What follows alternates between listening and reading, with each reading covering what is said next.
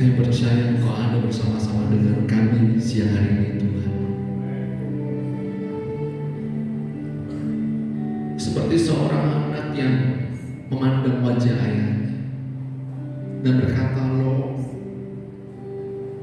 I miss you. Seperti seorang anak yang merindukan ayahnya. Siang hari ini Tuhan, kami mengangkat wajah kami. Berbicaralah ya Bapa, berbicaralah. Berbicaralah kepada kami seperti seorang Bapa yang berbicara buat anaknya. Peluk kami Tuhan. Jamah kami. Buat kami sekali lagi merasakan kasih-Mu yang begitu besar dalam kehidupan kami. Buat kami sekali lagi merasakan kasih-Mu yang sekali-kali tidak pernah meninggalkan kami. Engkau Bapa yang sangat baik Tuhan. Kami buka hati kami, kami buka kehidupan kami. Gak ada yang tersembunyi di hadapan Tuhan pada siang hari ini. Singkapkan semuanya Tuhan. Engkau buat kami bersuka cita pada siang hari ini. Engkau buat kami bergembira karena kami menemukan jawaban yang baru, sesuatu yang baru, sesuatu yang segar yang datangnya dari Bapa buat kami pribadi lepas pribadi pada siang hari ini. Terima kasih Tuhan, terima kasih. Engkau ajaib, Engkau hebat, Engkau luar biasa. Segala puji, hormat, syukur, kemuliaan dia bagi nama Tuhan saja. Terima kasih Bapa, terima kasih. Di dalam nama Tuhan Yesus Kristus, kami berdoa dan kami siap mendengarkan kebenaran firman-Mu. Mari siapa yang percaya, yang siap mendengarkan firman Tuhan, bersama-sama dengan iman, dengan keras katakan, oh kurang semangat, katakan, haleluya. Sebelum duduk boleh tengok kanan kiri, minimal 5 orang katakan Yesusku ajaib. 5 orang minimal katakan Yesusku ajaib, Yesusku ajaib, Yesusku ajaib. Jangan dia mendekat pada mereka, katakan Yesusku ajaib, haleluya. Yesusku ajaib, haleluya, haleluya. Wow.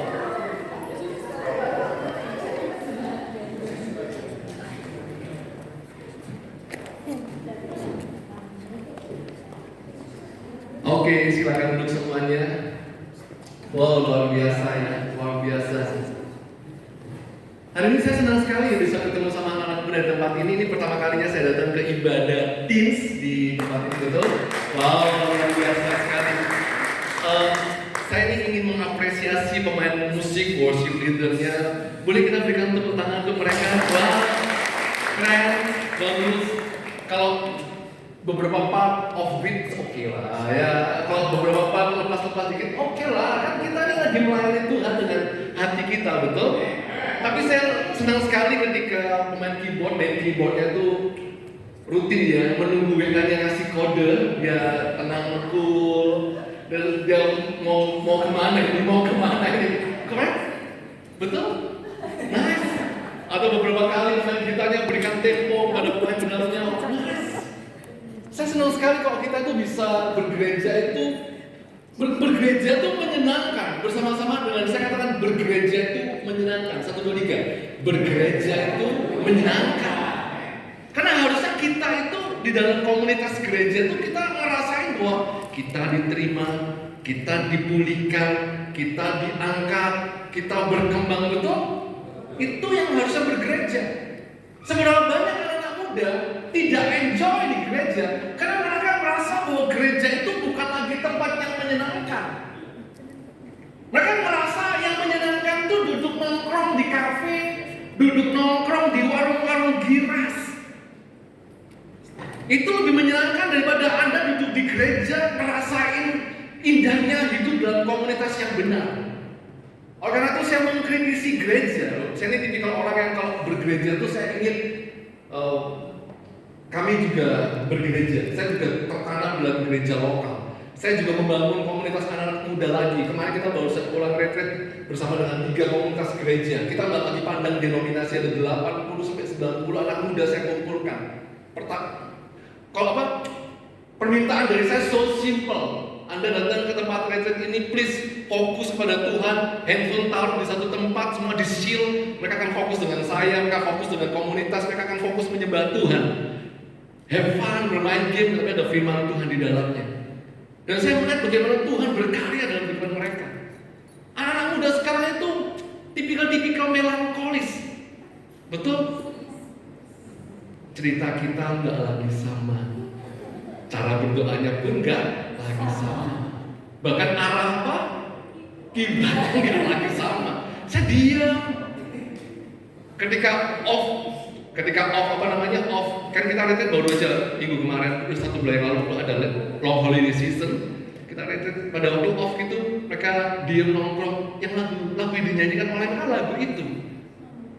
Apa namanya? Kok bisa ya? Di sisi yang lain ada yang nyanyi lagu garam dan kalau cocok boleh datang ke lagu apa itu? Lu kok bisa tahu ya? Kok bisa tahu ya? Bukankah harusnya ketika saya bicara mengenai lagu rohani, anak-anak muda punya reaksi yang sama dong? Ada satu lagu rohani yang membuat Indonesia jadi bersatu. Contohnya apa? Tuhan Yesus tidak berubah, tidak apa? Mau yang Nasrani maupun non. Jadi itu sebagai gerakan, betul? Mau dari anak-anak sampai orang tua ngelakuin hal. Kita tuh harusnya bergereja tuh kan kayak gitu. Jadi ketika Nita, I don't know, maybe 3 months ago, maybe 3 bulan yang lalu Nita aktif kontak saya, Nita tadi yang membantu saya di LCD, betul ya? Sorry. Maaf ya Nita. Makanya saya kaget kok tiba-tiba Nita jadi cowok ya. Saya tidak menggunakan kacamata saya, jadi saya tidak bisa melihat dengan jelas. Maaf ya Nita. Tapi di masa correct. Betul ya? Kira-kira 3 bulan yang lalu Nita ada kata saya, kok bisa nggak? Saya langsung berkata, kalau bisa kenapa enggak? Bahkan mungkin dengan waktu yang sangat singkat pun kalau saya bisa pasti bisa. Jangankan ke gereja, Anda undang saya datang ke rumah Anda cuma 2-3 orang hanya berdoa pun saya akan datang selama saya bisa. Karena melayani itu kayak gitu, bro. Nggak penting panggung itu nggak penting gitu. Buat saya pribadi yang penting itu ketika Anda ketemu sama saya dan Anda menemukan Tuhan. Ketika kita bicara mengenai itu, temanya adalah spiritual self-heal. Wow, God, ini good news buat saya. Kenapa? Karena ketika kita dipenuhi Roh Kudus, maka kita akan ada mengalami apa ya? Bicaranya ada satu kesembuhan ilahi dalam kehidupan kita. Kita disembuhkan, kita disegarkan, kita dimenangkan. Dan kalau kita itu mau bicara dipulihkan untuk memulihkan, maka bagaimana mungkin kita bisa memulihkan orang lain kalau Tuhan tidak pulihkan kita terlebih dahulu? Bagaimana kita bisa nyembuhin orang lain kalau Tuhan tidak sembuhin kita terlebih dahulu? Bagaimana kita bisa menangin orang lain kalau mereka kalau kita tuh nggak dimenangin sama Tuhan? Jadi saya ingin kita sama-sama belajar ya. Apa tema khotbahnya spiritual self-heal? Roma 8 ayat 14. Seperti biasanya biarlah sekalian bernafas membaca ayat ini dengan keras. 1, 2, 3. Semua yang dipimpin Roh Allah adalah apa? Semua orang yang dipimpin oleh Roh itu akan menjadi anak Allah. Ini kata-katanya satu kalimat saja, tapi maknanya dalam banget gitu. Boleh tolong slide selanjutnya. Saya tuh pingin anak-anak muda kalau diskusi itu yang terstruktur. Oh ya mungkin karena saya basicnya adalah accountant ya. Karena saya ini basicnya adalah seorang yang bergerak di bidang akuntansi. Jadi saya ingin kita bisa bicaranya itu step by step. Gak usah terburu-buru. Firman Tuhan disampaikan dengan selangkah demi selangkah. Oke? Kita lihat di sini ya. Ada fokus discussion. Kalau saya ngajar di kampus pun juga sama. Saya pagi bekerja di dunia sekuler, kalau malam ada kesempatan saya akan mengajar. Ada kesempatan lagi saya akan fokus ke anak-anak muda. Capek kok, usahanya capek. Tapi kayak saya melihat bagaimana anak muda itu datang dan dipulihkan itu keren. Semua kecapean itu nggak ada artinya, betul? Ketika lihat anak muda datang ke saya, kemudian dia berkata, "Kok aku ingin kuliah?" Ayo. Berawal dari seorang anak muda yang bisa sekolah saja udah puji syukur pada Tuhan. Tinggal di satu kontrak tinggal di satu kos-kosan yang sangat sederhana, satu keluarga isi 4 orang, papa nggak bekerja lama, bekerja satu toko biasa, punya anak perempuan 2. Dari awalnya 1-2 tahun yang lalu kita memulai komunitas youth, mereka gak ngerti, bisa lanjut kuliah, bisa lanjut sekolah pun sudah puji syukur kepada Tuhan. Kemudian beberapa minggu lalu dia datang, aku ingin kuliah, sekarang aku gak ada dana. Bro, zaman sekarang dengan zaman 20 tahun lalu berbeda. Sekarang zamannya teknologi luar biasa, informasi ada di mana-mana. Selama ada keinginan pasti ada jalan, selama ada iman pasti ada pertolongan. Amin. Ini yang saya mau katakan. Apa fokus diskusi yang saya mau sampaikan? Yang pertama adalah mengapa kok kita tuh perlu dipimpin oleh Roh Allah. Yang kedua adalah hidup dipimpin Roh Kudus itu seperti apa? Kan spirit filled, dipenuhi oleh Roh Tuhan. Betul? Apa maksudnya itu? Yang ketiga, alasan Tuhan ingin kita tuh dipimpin diskusi dan penutup. Boleh tahu kita bicara yang pertama. Apa? Kok kita tuh perlu dipimpin oleh Roh Allah? Yang selanjutnya kita lihat. Mengapa kok kita tuh perlu dipimpin oleh Roh Allah? Oh, terlalu kecil mungkin ya, saya siapkan. Oke, kita akan lihat. Poin yang pertama adalah karena tiap kita tuh punya medan peperangannya masing-masing. Ada 5 medan peperangan yang saya ceritakan di sini. Ada 5 medan peperangan yang saya ceritakan di sini. Peperangan anak muda yang pertama itu adalah peperangan menghadapi keputusasaan dan kepintaran. Orang berkata, oh anak muda nggak punya masalah. Siapa bilang? Siapa bilang? Bapak Ibu yang saya hormati, orang tua, kakak rohani yang saya hormati, saya selalu bilang dengan mentor-mentor yang ada di gereja. Anak muda itu nggak semuanya bisa terbuka sama saya. Mungkin karena cewek harus sama cewek dong, saya pasti akan tegas di situ. Tapi setiap anak muda punya problematikanya masing-masing. Dan kita sebagai mentor tuh kita cuma bisa melihat dari jauh dan mulai berkata, please don't do that, please don't do that. Saya ketemu anak muda, retreat, Bapak Ibu yang saya hormati dan saya kasihi. Kalau saya retreat, itu kan saya suka sekali kumpulin handphone dulu, handphone kumpulin supaya mereka bisa fokus. Kok Alkitabnya ada di handphone? No need. Nggak perlu, kenapa? Karena kita udah ada LCD projector, Anda bisa baca di LCD projector. Setiap kali retreat kita kumpulin semua.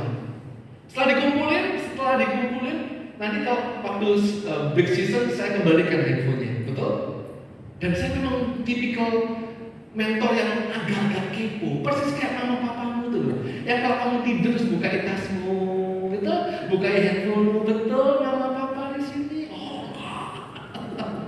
Pengen tahu anaknya tuh kemana, ngapain, di mana, betul?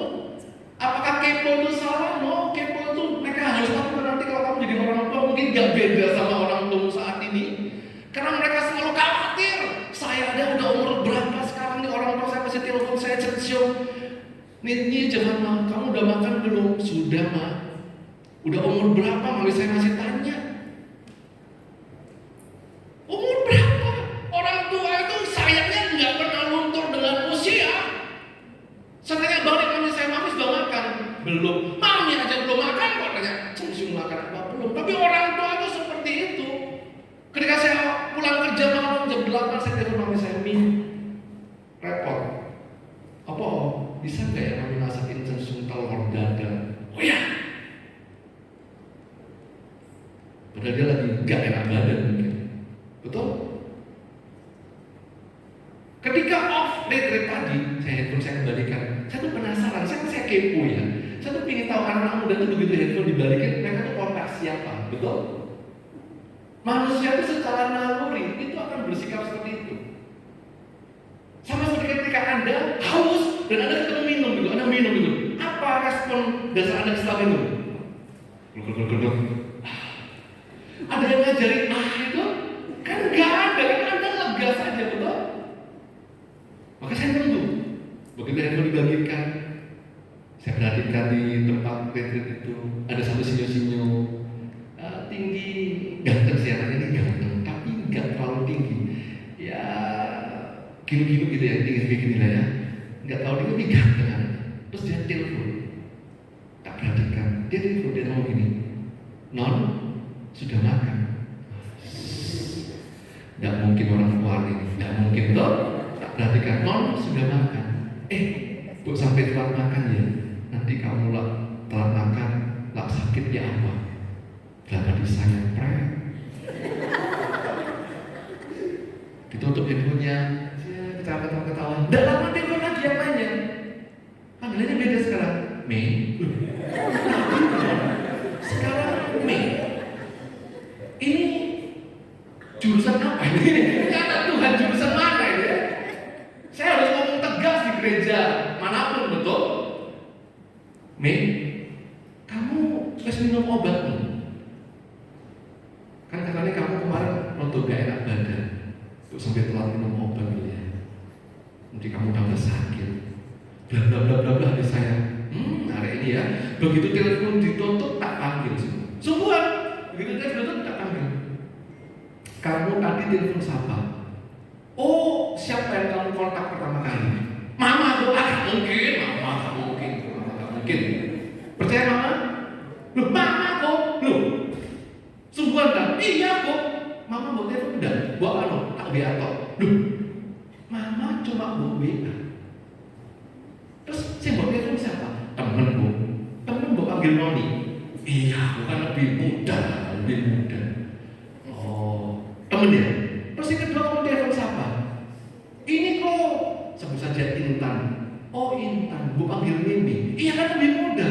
Kamu tuh panggil Mimi, panggil Mimi tujuannya apa? Kan Koko yang bilang, biarlah kasihmu itu apa? Terpancar luar. Bergedes. Kalau dia sakit terus siapa pun? Dia punya orang tua. Kan Koko yang ajarkan kita sebagai anak Tuhan saling apa? Mengasihi seperti engkau mengasihi dirimu sendiri. Amin. Itu firman Tuhan, betul. Tetapi caranya tidak kayak gitu. Anak-anak muda tuh punya masalahnya masing-masing. Ada anak muda yang ingin dapat aktualisasi diri. Ada anak muda yang penuh dengan kekhawatiran. Ada anak muda yang penuh kepikiran. Anak muda punya peperangannya juga. Sama seperti anak muda ini. Anda tahu kenapa kok dia tipikal orang yang suka mengobrol janji? Dia menggunakan kecakapannya. Saya bilang sama dia, Nyo, kamu tak kasih tahu ya. Koko ngomong baik, kamu keras. Koko tahu kamu tuh ganteng. Tahu jawaban dia bilang, thank you, Koko. Belum selesai. Koko tahu kamu cakep. Koko tahu kamu ganteng. Tapi bukan berarti terus kamu bisa tebal kemana-mana. TP apa? Tebal pesona kemana-mana. Nggak kayak gitu. Kamu nggak bisa main perasaan orang dan seperti kamu main layangan. Kamu tarik, kamu lepas, kamu tarik. Nggak kayak gitu. Kalau kamu berkata, firman Tuhan berkata jika iya katakan iya, jika tidak katakan tidak. Kamu suka nggak sih sama dia? Mengasihiku. Nggak usah mengasihi, suka nggak? Yang biasa saja. Kalau biasa saja nggak usah berlebihan.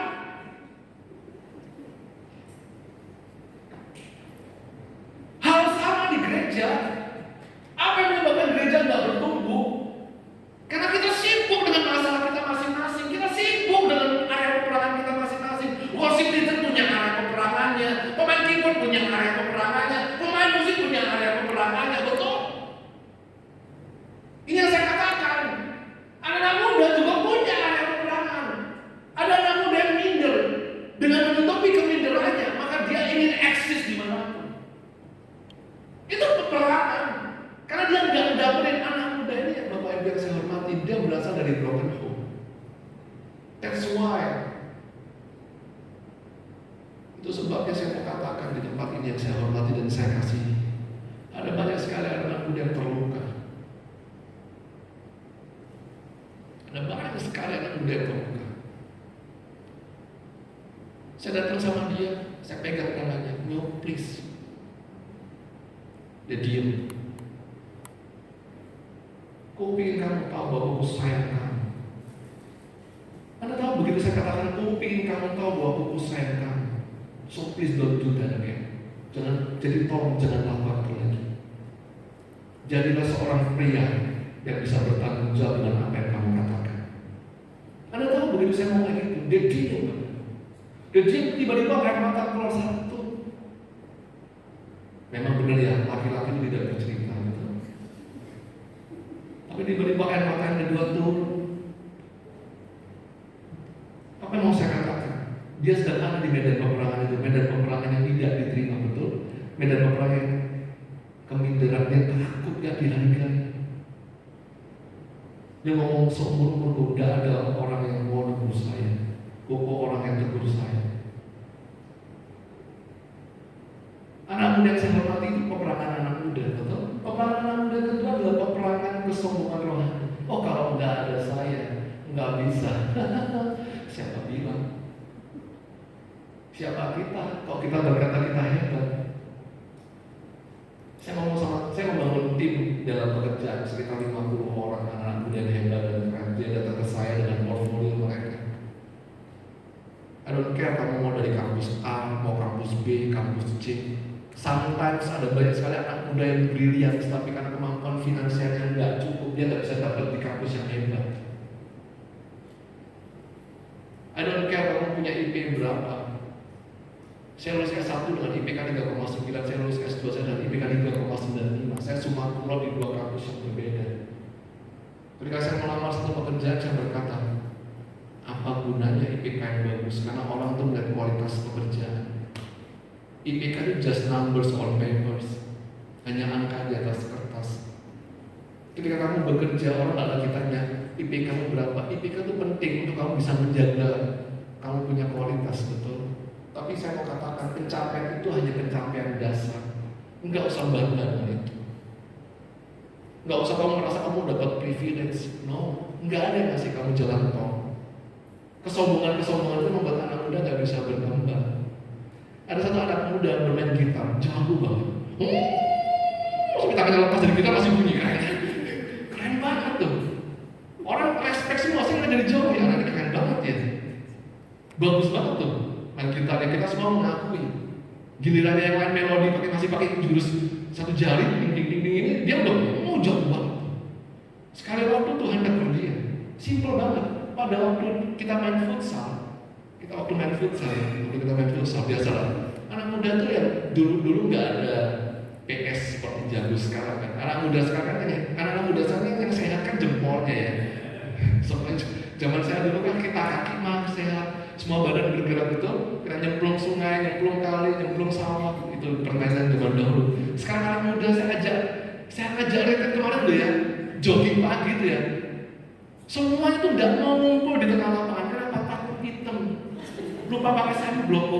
Ya elah, cowok-cowok. Ini kalau hitam gimana? Maksudnya hitam gimana? Oh, mukaku hitam, leherku putih. Terus kenapa? Kan kamu bukan panda, kan biasa saja. Cowok-cowok tolong. Dan cewek-cewek malah berani. Memang Korea ini yang cowok semakin cewek, yang cewek semakin cowok. Saya mengkritisi anak-anak muda di gereja. Come on! Kan sesekali kulit terbakar kan nggak apa-apa, bro. Kan gak enak aku masa ketika aku tertawa mukaku merah gigiku putih. Terus kenapa? Kan kamu bukan sakamu, kan nggak apa-apa, biasa saja gitu.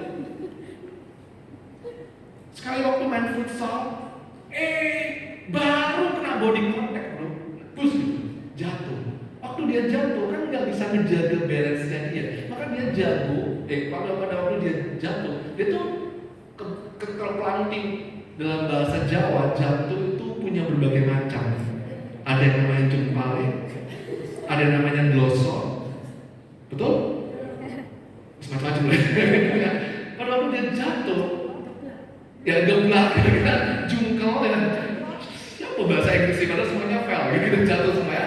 Pada waktu dia jatuh, itu dia punya tangan berusaha yang kiri nahan, pakai dia punya jempol di dalam. Pada waktu dia tahan, nggak apa-apa. Tapi begitu dia mau berdiri, itu dia punya tangan, itu ketarik sampai ke belakang. Langsung di ronsen. Cuma apa? Retak kecil aja di sini. Di ankle tangan yang di belakang tangannya, retak kecil aja. Tapi tolong, karena dia ya apa ya, maka dia datang ke sangkal putung. Ya saya nggak nyalakan dia. Oh nggak apa-apa, selesai. Di gips tambah kecil tangannya. Bulan kedua datang ke dokter, ini nggak bisa, harus dioperasi. Kelihatannya letak kecil, ketika difoto ulang ternyata letaknya besar. Harus pasang pen. 7 bulan dia dari bisa mainin. Gimana caranya kamu mau melodi pakai ini, tangan pakai gips itu gimana caranya? Emang bisa kan kita bisa rekaman? Nggak bisa. 7 bulan dia duduk di belakang diam aja. Tuhan itu kalau mau jatuhin, maksudnya Tuhan kalau mau tegur kita tuh bisa berbagai macam cara, betul. So please, gak usah merasa hebat, anak muda. Kalau engkau ingin dipenuhi Roh Kudus, gak ada hebatnya kita itu. Kita ini gak ada apa-apanya di mata Tuhan. Kita ini, saya bicara sama tim saya di kantor, please ya, kelebihan Anda itu menutupi kekurangan saya. Anak muda di tempat ini, kalau engkau ingin komunitasmu itu bertumbuh, gak usah merasa jago. Di atas langit selalu ada apa? Langit-langit mungkin ya, kira gitu. Selalu ada orang yang lebih hebat dari kita, betul? Yang ketiga, peperangan apa yang kita alami? Meragukan keberadaan Tuhan. Mengapa kita tuh perlu dipimpin oleh Roh? Karena sekali waktu nanti akan ada masa di mana kita tuh bisa meragukan Tuhan itu ada. Waktu saya di Australia menemani kakak saya mikir orang-orang ini kok nggak datang ke gereja ya? Padahal Hillsong kan ada di sana, bro, betul. Tapi kok orang-orang nggak ada antusiasme ke gereja ya? Orang-orang itu sama. Mendirikan ibadah teams di hari Minggu ini challenging kan?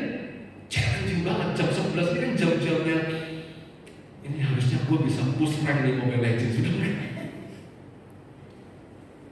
Challenging banget. Satu masa akan ada anak-anak muda yang meragukan Tuhan itu ada. Emang Tuhan itu ada kok? Ada nggak Tuhan itu? Bisa merasakan nggak Tuhan itu ada? Bagaimana mungkin kau bisa merasakan keberadaan Tuhan kalau kau nggak pernah mendekat dengan Tuhan? Once sekali waktu anak saya ke Australia, pulang dari Australia di custom. Mereka nggak peduli kan Anda itu keluarga atau segala macam, betul? Mbak pada waktu di custom mereka pakai family, maka saya datang bersama istri dan anak saya, family, oke family. Tapi satu titik ketika saya udah keluar dari custom, ada satu titik di mana saya harus ambil saya punya bagasi kan. Saya harus ambil saya punya bagasi itu setelah melewati custom. Sebelum ke custom, anak saya itu datang ke toilet, maka dia tahu dia punya handphone, dia tahu dia punya tas ke toilet. Terus setelah dari toilet dia keluar. Kita kan tidak peduli karena saya udah fokus pada gimana nyelesain custom dan sebagainya. Sampai di bagasi, kemudian anak saya gelisah. Nama anak saya itu Karesa Budiono, nama panggilannya KB. Nah, ya sama seperti saya Kurniawan Budiono panggilannya KB. Nah, ketika sampai di sana, anak saya bilang,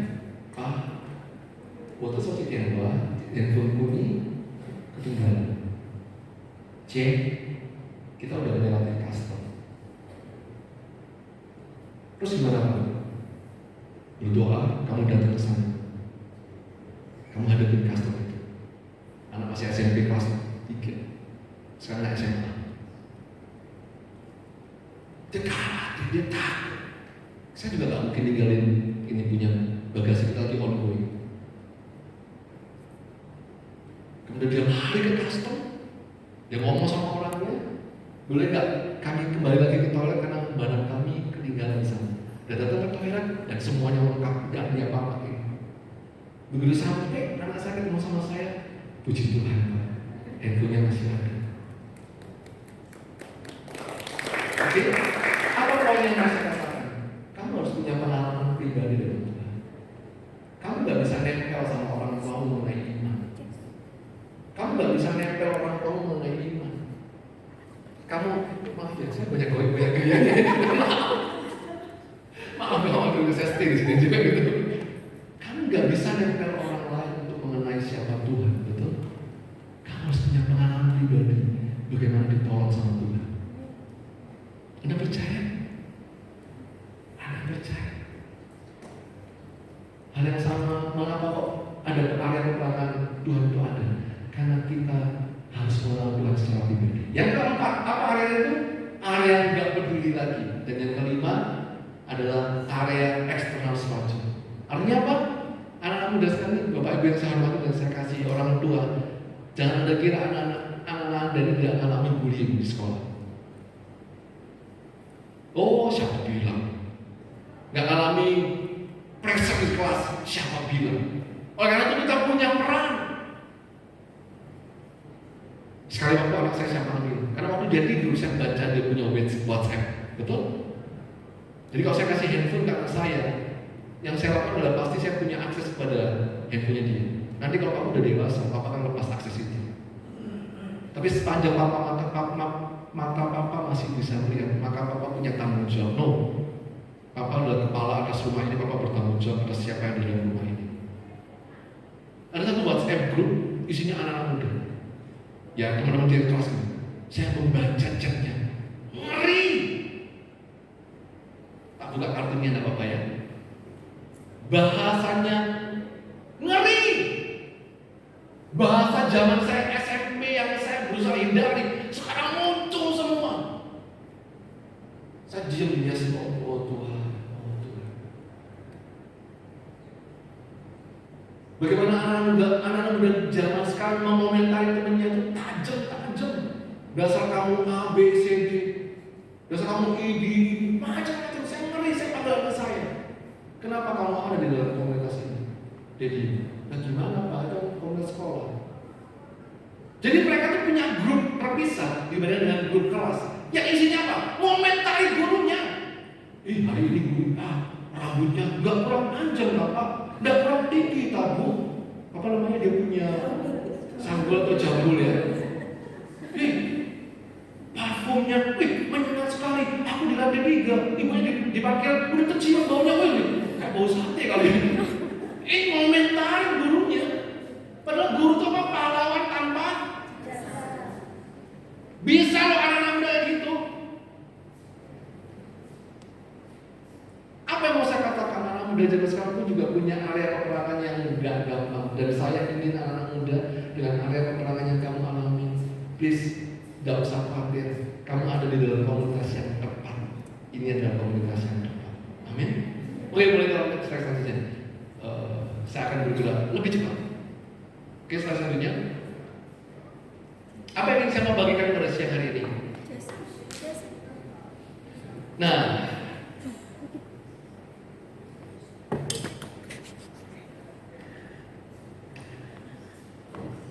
meaning of that, jadi artinya dipimpin oleh Roh Kudus itu cepat aja di sini ya. Arti dipimpin oleh Roh Kudus yang pertama adalah kita ada mengalami transformasi, kita nggak lagi menjadi pribadi yang gak ngerti apa yang Tuhan mau, kita punya kedekatan hubungan dengan Tuhan. Itu artinya dipimpin oleh Roh.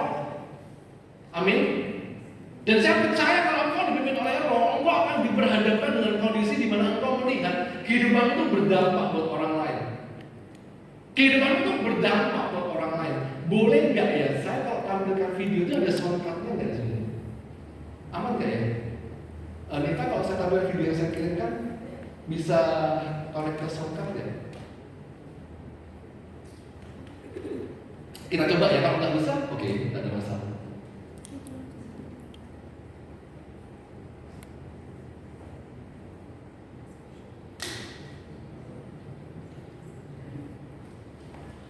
Ada satu video singkat mengenai iklan mobil Nissan ya. Saya bukan engineer Nissan, ini cuma iklan yang bagus ya kan. Bagaimana peran seorang yang sangat remeh-temeh, seorang driver itu bisa mengubahkan keluarga tersebut. Nanti akan saya jelaskan mengapa kok saya ambil video ini sebagai contoh bagaimana kita kalau dipenuhi oleh Roh itu kita bisa memberikan dampak ke orang lain. Oke? Ini seorang supir keluarga tersebut. Ini gambaran dunia yang zaman sekarang. Tapi kenyataan lain. Saya Ihsan dan saya hanya seperti ini. Sudah 1 tahun saya bekerja di keluarga ini dan banyak yang saya mencoba perjalanan saya.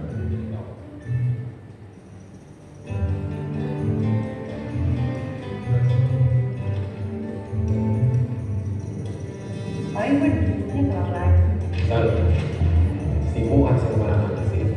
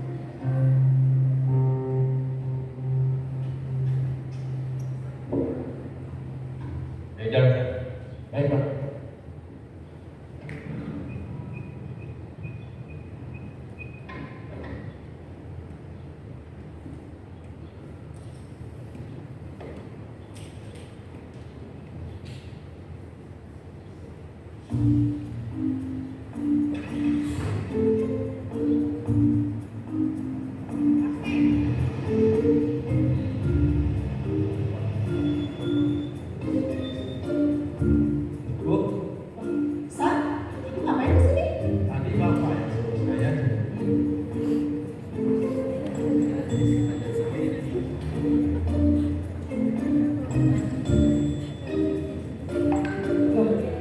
San, itu bunga dari siapa? Oh, itu dari Bapak.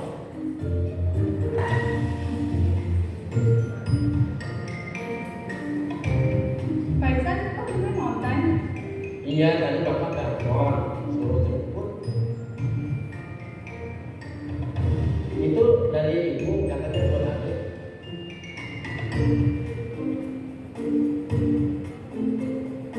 Tuh, pengeluaran foto.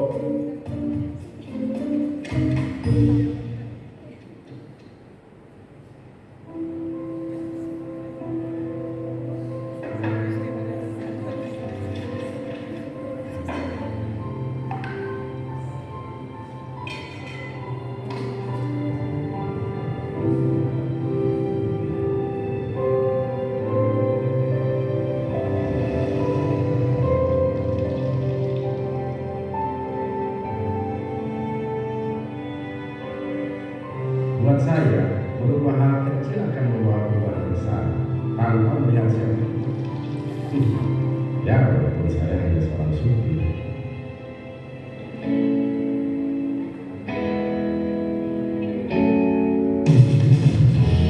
Oke. Keren nggak? Saya tuh pengen ngomong sama anak muda siang hari ini. Dipenuhi oleh Roh Kudus itu engkau akan merasakan ada aliran-aliran kehidupan yang keluar dari hidup. Seperti Yesus katakan, kalau kepenuhan Roh Kudus maka aliran kehidupan keluar dari kehidupan. Dipenuhi Roh Kudus itu nggak harus jadi orang yang hebat. No. Saya nggak ingin Anda jadi Superman, kan? Enggak. Tiba-tiba dipenuhi Roh Kudus kemudian Anda bisa langsung jadi worship leader, langsung jadi sesuatu yang spektakuler, enggak. Tapi kan kalau dipenuhi Roh Kudus, hal-hal sederhana yang kau lakukan itu memberkati orang lain. Bagaimana mungkin kau bisa memberkati orang lain kalau kau enggak merasakan bagaimana dipenuhi Roh Kudus? Hari ini yang saya mau katakan anak muda, engkau bisa dipakai oleh Tuhan. Engkau bisa dipenuhi oleh Roh Kudus. Mengapa Tuhan pingin? Karena ini seorang driver betul, tapi apa yang dia lakukan itu mengubah satu keluarga. Saya tuh pingin dengerin anak-anak udah ngomong kok.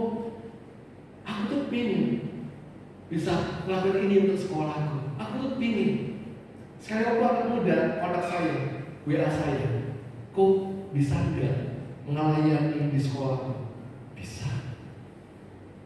Kamu sekolah di mana? Di sekolah X gitu. Tapi yang datang cuma 4 orang kok. Oke. Kalau saya pas enggak waktu jamnya oke. Kita mulai jam 5:30 sore boleh. Jam 5:30 sore saya datang di tempat mereka di Surabaya Barat. Mereka pinjam satu warung warnet itu di lantai 2-nya itu kayak kamar untuk nyimpan gudang lah ya. Saya naik ke sana, ada 4 anak SMK kumpul. Kok aku mau doa? Aku ketemu sama aku di gereja X yang oke. Saya sendiri juga lupa kapan saya ketemu dia. Bisa datang, kita berdoa sekali, 2 kali. Yang ketiga kalinya dia WA saya, kok kami sepakat kami mengadakan retreat. Wah, 4 orang anak SMK bisa punya ide ngadain retreat untuk sekolahnya dia. Yang datang 25-30 orang, saya datang lagi. Saya berkata, wow, dengan segala keterbatasan yang mereka miliki, mereka ingin sekolah mereka mengalami lawatan Tuhan. Melakukan sesuatu yang besar, itu nggak usah yang spektakuler, dari hal yang sederhana. Mengapa kalau Tuhan ingin kita dipenuhi Roh Kudus anak muda? Yang pertama, boleh tolong slide selanjutnya. Karena Tuhan ingin menunjukkan. Selanjutnya kita alasan Tuhan mengapa kita ingin dipenuhi Roh Kudus. Yang pertama adalah Tuhan ingin menjamin, Tuhan ingin supaya kita tahu bahwa Tuhan menjamin hidup kita. Mengapa kok Tuhan ingin supaya kita dipenuhi Roh Kudus? Supaya kita tahu bahwa Tuhan itu menjamin hidup kita. Bersama-sama dalam saya kata menjamin 1, 2, 3. 1, 2, 3. 1, 2, 3. Saya mau tanya sama Anda. Saya beri contoh. Ketika anak saya masih bayi, kita kan nggak tahu apa yang dia mau, betul? Kalau dia Ini SPO saya, standar prosedur operation saya. Kalau anak saya nangis, saya pegang pipinya. Kalau mulutnya ngomong, oh dia haus. Kalau mulutnya enggak ngomong, saya pegang pokoknya. Kalau basah, berarti waktunya ganti popok, betul? Kalau mulutnya enggak ngomong, ininya enggak basah, apa artinya? Dia kesepian, minta ditemani, minta digendong lah, minta apa, betul? Pertanyaannya, apakah pernah anak saya demo kepada saya?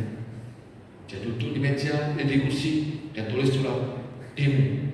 Lapar, pernah nggak? Lapar, pernah nggak anak saya kayak gitu? Kenapa?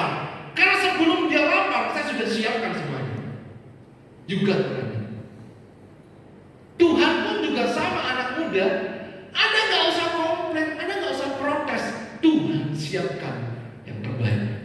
Itu sebabnya Tuhan ingin Anda itu dipenuhi Roh Kudus, supaya Anda tahu bahwa Tuhan menjamin untuk kita. Amin. Yang kedua, kenapa kok Tuhan ingin supaya kita itu dipenuhi Roh Kudus? Di sampingnya dikatakan apa? Yesus itu menguatkan. Tuhan membuat umatnya sangat subur dan menjadikannya lebih kuat daripada lawannya. Yang setuju katakan amin. Mengapa kok Tuhan ingin supaya kita dipenuhi Roh Kudus? Supaya kita tahu bahwa Tuhan itu ada dimanapun kita berada. Sekali waktu ada seorang keluarga, papa mamanya lagi ngalami masalah. Sekali lagi anak muda, anak-anak kecil, anak-anak remaja ini mungkin diam ya, tenang, santai, diam, guyu. Tapi saya tahu betul di dalam hati mereka, dalam pikiran mereka itu banyak hal yang berputar. Sekali waktu ada satu keluarga punya 2 anak. Anak yang pertama masih SD kelas 2, anak yang kedua itu masih TKA, TKB. Betul? Sekali waktu papa mamanya itu mengalami masalah dan ya papanya akhirnya masa-masa krisis yang pada waktu COVID membuat semua hal berubah. Sang papa akhirnya kena PHK, sang mama kerjanya itu on off. Oke? On off. Pertanyaan saya, kalau papanya kena PHK ada penghasilan enggak? Pertanyaan kedua, kalau nggak ada penghasilan, keluarga tersebut tetap butuh biaya nggak? Sekolah tetap jalan nggak? Sekalipun online tetap bayar sekolah nggak? Sekalipun online tetap harus bayar uang sekolah kan? Sekalipun online apakah anak-anak juga? Sekalipun masa pandemi apakah anak-anak dan makan? Kan tetap makan, betul? Malah tambah banter makannya. Kenapa? Karena di rumah mager, betul? Sekali waktu. Sampai satu titik waktu kita ibadah online itu saya perhatikan satu keluarga ini diam aja. Setelah ibadah saya tanya sama mereka, kamu kenapa kok nggak seperti biasanya?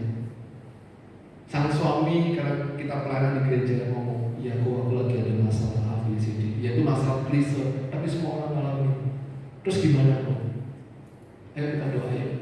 Saya panggil anak-anak muda yang lainnya, ayo kita bisa bantu apa? Gereja itu kalau bisa bantu harus membantu. Kita nggak bisa melihat orang apa terus kita cuma berdoa saja. No, kamu punya apa? Betul? Kamu punya apa? Maka kita coba bantu dengan kemampuan kita, bantu. Tapi si anak ini ketika kita ibadah online, anaknya percaya, mengaminkan bahwa Tuhan itu yang menguatkan, Tuhan yang bertanggung jawab. Anak SD kelas 2 itu tiba-tiba ngomong sama mamanya, "Mah, jualan pentol yuk." Anak SD kelas 2 ngomong apa? Jualan pentol yuk. Sang mama ngomong, "Nih kamu itu mama repot, mama bingung malah ngasih ide jualan pentol. Gak usah aneh." Namanya anak SD ya kalah hawa, betul? Tapi tidak lama kemudian, anak yang lagi muda mah, waktu noni doa, kok rasanya noni itu ngeliat pentol. Kamu itu doa, kok lihat pentol. Doa itu lihat pentol. Terus, iya mah, noni itu lihat pentol. Lama bikin pentol. Gak usah aneh. Yang kedua, tiba-tiba mereka itu nyeletuk sama saya, mobil. Anakku tuh mobil. Emang apakah dia ini perlu dilepaskan? Dilepaskannya apa sih? Kayaknya dia ini kerasukan roh pentol. Loh, kerasukan roh pentol. Nah, saya bilang sama dia, gini loh, kamu tahu Samuel? Apa? Samuel muda itu bisa mendengarkan suara Tuhan. Dan kita ini percaya bahwa Tuhan juga berbicara kepada siapapun. Tuhan bisa berbicara kepada siapapun.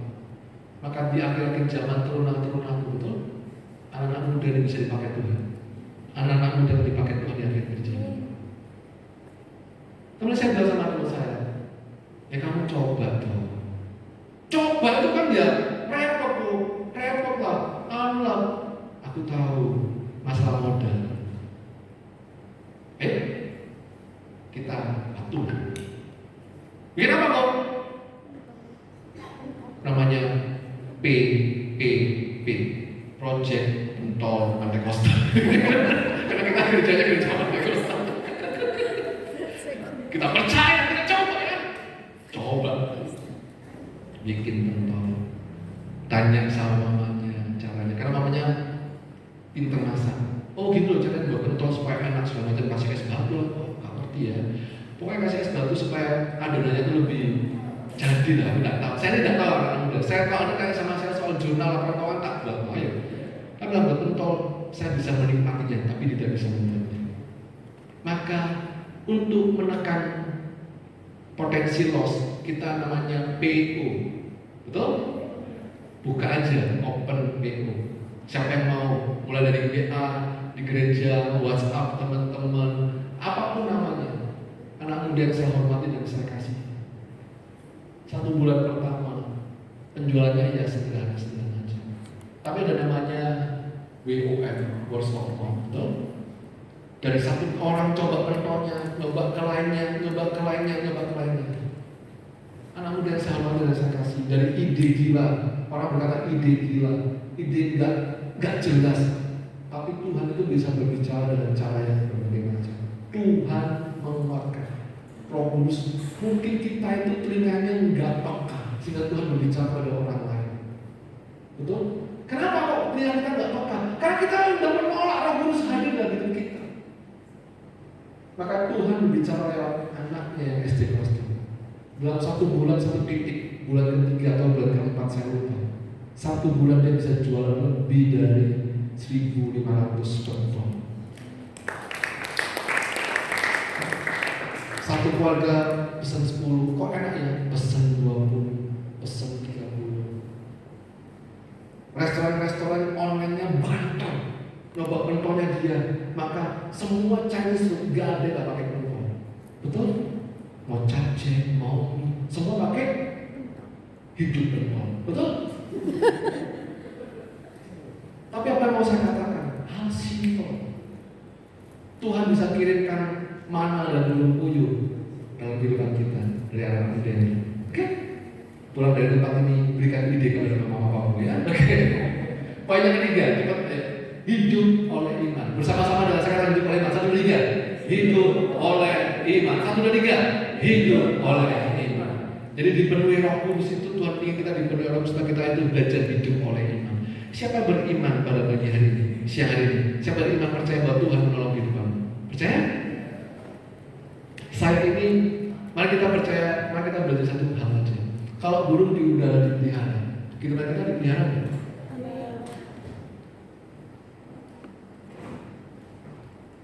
Saya ngomong sama anak muda, semester 5, dia mau lepas sekolah. Kenapa? Karena ketika dia semester 5, tiba-tiba papanya dipanggil Tuhan. Papanya lagi nge-gym. Tiba-tiba satu set terakhir, tiba-tiba dia ngalamin serangan jantung. Korek. Serangan jantung. Gak kayak film-film dia, jangan belok kayak film-film. Terus cari tempat yang empuk. Tidak ada. Jangan dibayangkan seperti di film-film ya. Ketika dia set terakhir, I don't know. Tapi tiba-tiba dia kena serangan jantung, ngeletak aja. Teman-teman di tempat gym itu pada bingung, nggak tahu apa yang harus dilakukan, dibawa ke rumah sakit namanya DOA, Death on Arrival. Sampai di rumah sakit sudah dinyatakan meninggal. Ketika papanya meninggal, kehidupannya berubah total. Kenapa? Semua penghasilan, semua pekerjaan dari papanya. Sang mama bingung, gak tahu sampai satu titik anak pemuda yang semester 5 ini datang ke saya, bisa beribadah yuk. Kok bisa nggak kita berdoa? Bisa. Kalau saya ketemu anak muda ngajak berdoa, saya bilang sama mereka, kamu ngomong dulu aja, kamu maunya apa? Jadi kemudian saya pegang budaknya, mau belajar ngomong. Aku nggak tahu mau ngomong apa tuh. Cuma aku bingung, adikku duanya mau taat. Adik-adiknya masih SMP sampai SMA. Aku tak lepas sekolah aja Bu ya. Aku tak lepas sekolah, aku tak kerja. Mau kerja apa? Sembako, mau Gojek kan, mau Shopee kan. Dari seorang sinyo-sinyo yang selama ini hidupnya mapan. Saya bilang sama dia, oke. Pokoknya aku harus punya uang, mama aku loh, aku sampai bisa ngomong dia, nangis. Ini anak dan nangis. Oke. Burung di udara dipelihara Tuhan, setuju kata kami? Apalagi kita seorang percaya. Mengapa kita ini perlu dipenuhi Roh Kudus supaya kita itu tahu bahwa kita itu hidup oleh iman. So kami ini hidup karena percaya, bukan karena melihat. Dari saya kecil sampai saya tua sekarang ini, saya tidak pernah jumpai loh ada burung tiba-tiba jatuh di depan saya, geletak gitu. Kemudian dia bilang, oh, bagi duit Gojek, bagi nasi bungkus. Nggak pernah. Burung dipelihara Tuhan, apalagi kita. Saya bilang sama dia, terus apa solusinya tuh? Solusinya adalah mari kita berdoa supaya Tuhan kuatkan bahumu sehingga kamu bisa berkata, pencobaan yang kita alami tidak melebihi kekuatan kita. Mari kita berdoa, anak cucu orang benar tidak akan pernah meminta roti. Kita berdoa. Step pertama yang kamu lakukan, kamu harus dapat income. Maka yang aku minta sama kamu adalah kita akan blast WA menerima les online untuk anak-anak SD. Tapi aku nggak pinter tuh. Tapi kamu semester 5. Masa kamu nggak bisa ngajarin anak matematika dasar SD perkalian, pengurangan, pembagian? Aku aja membagi kehidupanku udah bisa kok pakai membagi masalah. Halah, kayak dia aja kok masih melankolis, nggak usah. Mulai les online. Dari sana dia belajar, 1 murid, 2 murid, mulai ada income sedikit, kasih ke mama mulai bekerja. Sekarang anak ini ada di Taiwan. Setelah dia selesai S1, dia berangkat ke Taiwan pakai S2, di sana full beasiswa. Dia bekerja di sana. Sehingga apa? Sehingga ketika dia, kita kasih tahu ya, dia bisa dapat informasi dari siapa? Dari orang tua anak lesnya dia dulu. Orang tua anak lesnya dulu. Kalau dia nggak mulai untuk lesi kan nggak ada yang menemukan. Orang tua tanya, kamu ngapain dulu sekarang? Sejak papa nggak ada WNSI. Kamu nggak punya kerjaan, nggak punya. Mau ke Taiwan? Mau ayah kami nggak punya uang. Zaman itu ada banyak kesempatan ya. Saya nggak tahu zaman sekarang. Maka dia berangkat ke sana dengan modal yang sangat terbatas, sampai di sana sekolah sambil kerja dan hasilnya oke. Ada uang yang bisa dia sepakin ke Surabaya. Apa yang mau saya katakan? Seringkali kita tidak bisa menemukan mujizat, bukan karena Tuhan tidak mau melakukan mujizat atas kehidupan kita, tapi karena kita tidak mau belajar beriman dan mengizinkan Roh Kudus menemukan kehidupan kita. Amin. Yang keempat dan terakhir, setelah ini saya izin langsung amin. Tapi hal yang saya rindukan, spirit filled, self healed. Artinya apa? Kau dipenuhi Roh Kudus, ada kesembuhan yang di dalam hidupmu dan kau bisa menyembuhkan orang lain. Yang keempat, kita tahu tujuan akhir kita. Kita tahu kita mau kemana. Hari ini kita percaya Yesus Kristus adalah Tuhan. Tidak ada Tuhan selain Dia. Dan kita tahu kalau kita tutup mata, sekali waktu kita buka mata, ada dan saya bertemu di surga. Amin. Saya itu anak muda tahu akhir hidupnya seperti apa. Sejak kau muda ada satu fondasi. Tuhan berkata, perumpamaan dengan apa? Membangun rumah. Ada di atas pasir, ada di atas batu. Saya rindu hari ini. Saya minta maaf kalau perkataan saya keras. Tapi saya percaya kalau kau diberkati Roh Kudus, kau sedang membangun kehidupanmu, masa depanmu di atas fondasi yang benar. Sekali waktu nanti ketika badai itu datang, kau tahu bahwa kau punya Yesus yang bisa engkau andalkan. Amin. Amin. Dengan salam kata kita punya Yesus yang bisa kita andalkan. Saya mudah-mudahan itu positif dan kita akhiri ibadah kita pada siang hari ini. Tuhan Yesus luar biasa. Anda diberkati Tuhan pada siang hari ini. Amin. Anda percaya bahwa Tuhan ada Tuhan dalam kita, boleh bagi berdiri. Kita akhiri ibadah kita pada siang hari ini dengan sukacita. Haleluya. Haleluya.